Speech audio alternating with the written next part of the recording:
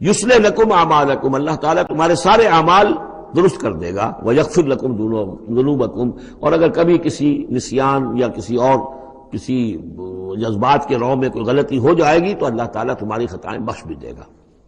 وَمَن يُطِعِ اللَّهَ وَرَسُولَهُ فَقَدْ فَازَ فَوْزًا عَظِيمًا، اور جو کوئی بھی اللہ اور اس کے رسول کی اطاعت پر کاربند ہو گیا اس نے تو بہت بڑی کامیابی حاصل کر لی۔ یہ دو آیتیں جو ہیں، یا ایھا الذین آمنوا اتقوا اللہ وقولوا قولا سدیدا یصلح لکم اعمالکم ویغفر لکم ذنوبکم ومن یطع اللہ ورسولہ فقد فاز فوزا عظیما، یہ بھی حضور نے خطبہ نکاح میں شامل کی تھی، جیسے سورہ نساء کی پہلی آیت،